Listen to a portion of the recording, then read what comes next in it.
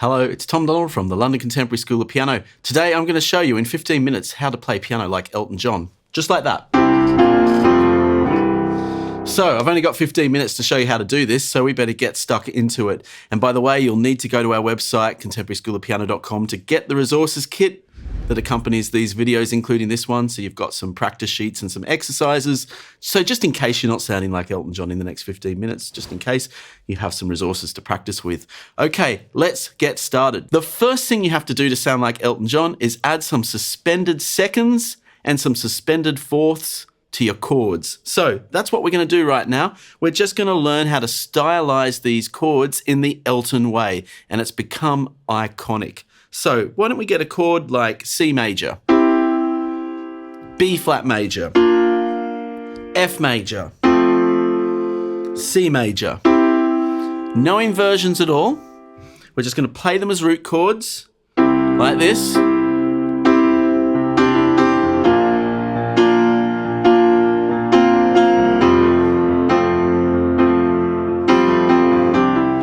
So what is it that I'm doing? What is it that Elton's doing? Well, this is just a fantastic way to flesh out the chords, and it just makes great accompaniment on the piano, and it brings the chords to life. So what we're doing, instead of me just playing on the triad, the C major triad, I'm slipping in the suspended second. Now and this is the mistake a lot of people make. They get sheet music, they get chord charts and lead sheets of these great Elton songs, and they think that it has to say suspended second. And if it doesn't say suspended second, you don't play a suspended second chord. You just add them. Elton adds them all the time. It doesn't matter what he's playing. He's putting suspended seconds everywhere to bring the chord to life. He's not waiting for some score or some sheet music to say, hey, play a suspended second. And he's often doing it at the beginning of the bar and the end of the bar. But let's just look at how he puts the suspended second together and the way it's voiced, because you won't, I promise you, you won't find this in a textbook. Right? You got this. You got the suspended second, and the way it resolves to the major. Now you make the suspended second loud and strong, and you make the resolution quite passive and soft, and you get this. Right?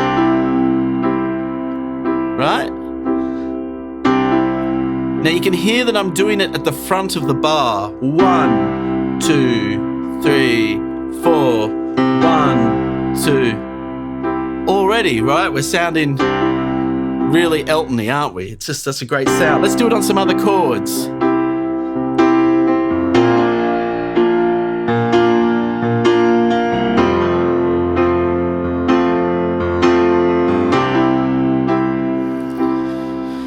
Now, I don't want to make it look too easy because it's a little technical. You've got to get a bit of finger independence there.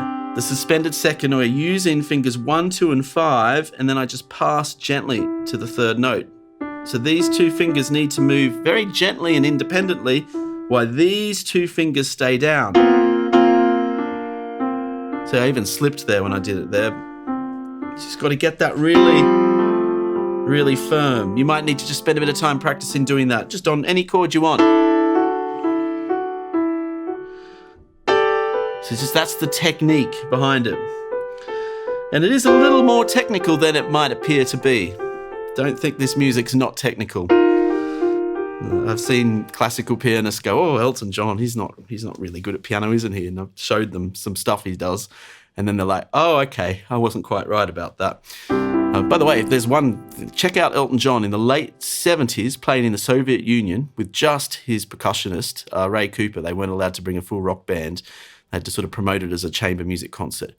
You'll see what a virtuoso he is at piano. So yeah, these are perceptions, right? So now we've got this. Now we're going to put the suspended second at the front of the bar and at the end of the bar. 1, 2, 3, 4. 1, 2, 3, 4. 1, 2, 3. Bit of extra suspended glory, right? So you can have it just at the end of the bar as well. 2, 3, 4. You can mix it around.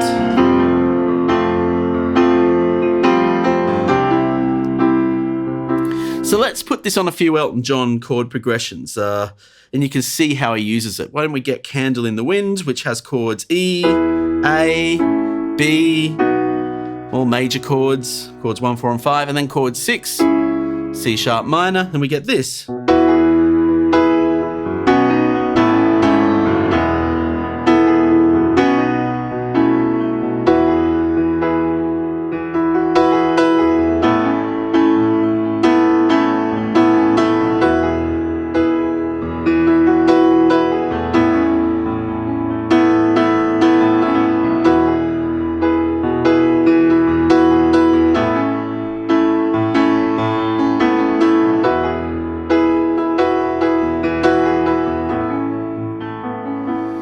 Now, I'm not playing it like in the original recording, but if you listen to Elton, he's actually never playing it like it was in the original recording. Every time he plays it, it's slightly different, but the principles always remain the same. He's playing around with the suspended second. And you'll notice I was playing around with it in different ways there. Trying some different rhythms with it. And this is where we can go a little further with the suspended second. And we see this in country music as well. And country music has been an influence on Elton, is that you can have the second and the fifth of the chord, which creates that suspended second, and only have those two notes and resolve to the third. So you're playing partial chord. I'll do it in a C so you can see that closely. So it's like that. And this is often called slip piano.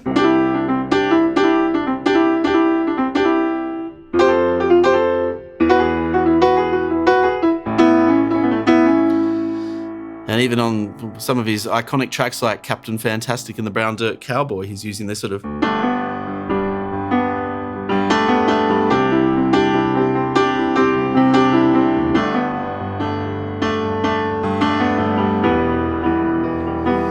Or if you go to a more sophisticated ballad like Sorry Seems to Be the Hardest Word, you've got something like this.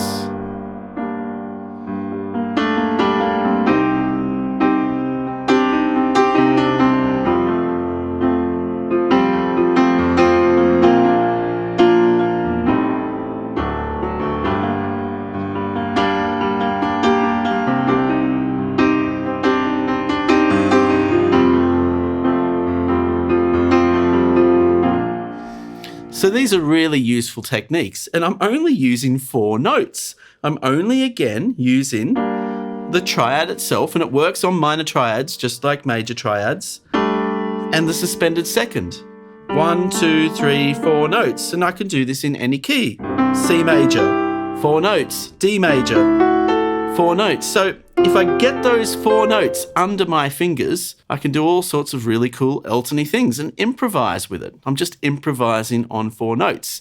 Now, we can also make it 5 notes by adding the suspended fourth, which is above the third. You might want to spend a bit of time doing that. So now I'm going to do the chords for Candle in the Wind again, but I'm going to add suspended fourths, and it'll sound a little closer to the original song now, because in that song, Elton is using suspended fourths and suspended seconds.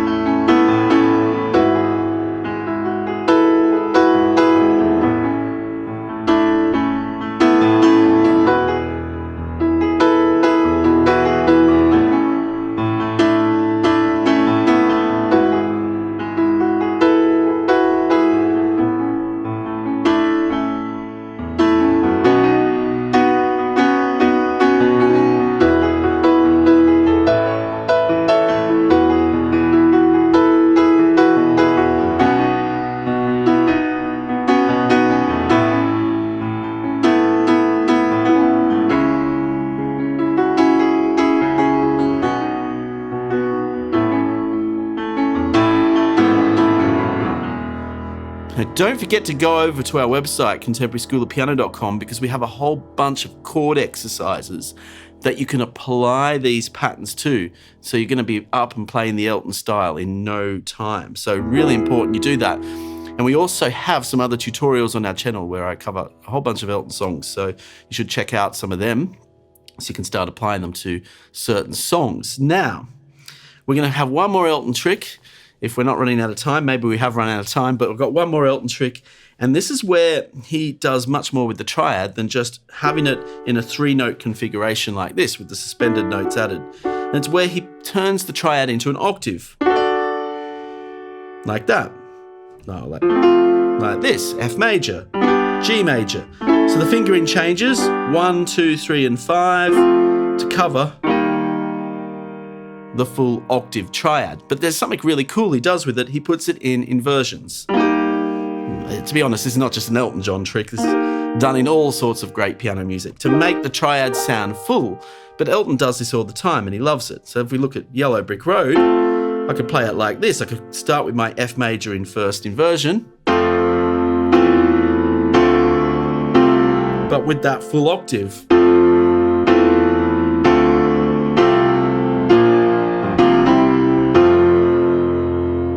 So rather than just playing 3 notes, I've got the 4 notes.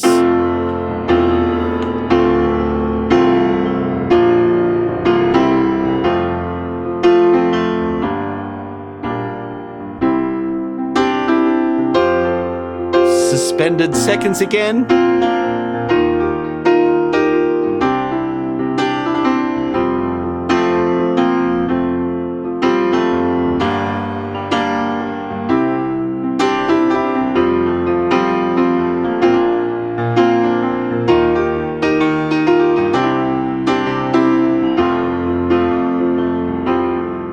And then for the big chords where I want more impact, I go back to the 4 notes again.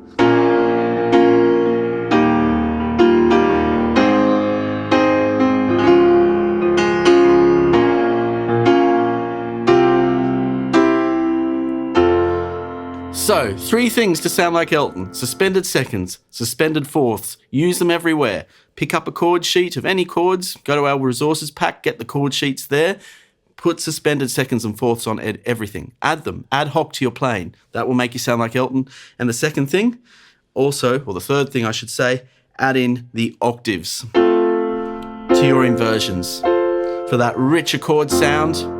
And if you've enjoyed today's video, there's plenty more of that where it came from. We've got our full YouTube channel with so many great tutorials covering a whole bunch of musical topics. But if you really want to get your playing to the next level, see, the thing that's holding many of you back is it's not these little tricks and techniques that, in fact, you can do them, but your chords lack continuity. And if that's you, you probably should consider joining our Complete Musician program because it really addresses that issue. I think a lot of people lack structure in their playing and their learning. And the problem is we focus on all these new tricks, new tips and new techniques. But the most important thing we actually need to do is add continuity to our playing, our improvising and to our chords. And that's exactly what it is we do in the Complete Musician program. We actually learn some real systems and some real blueprints to get us actually making progress in the progressions we play and making the music sound like a narrative, like a story that you're telling other people, not just like a bunch of disconnected chords. So if your playing is sounding a lot like this, that sort of thing, with gaps and you understand the theory, but your fingers are just not following suite, that's because you probably need some actual practice programs that will highlight the need for continuity and actually give you some strategies to bring some continuity into your playing. Not perfection, but continuity, a sense of musical movement. And that's something so many people are missing. So if that's something you're interested in, do visit our enrollment page for the Complete Musician program. You can self-study the program. Just gives you a bit more structure to your learning and your playing. We also have some really good videos on this YouTube channel where you can learn some more Elton songs. Now you've learned some Elton techniques. Have fun with the practice. And let us know how you're getting on with the comments. See you soon.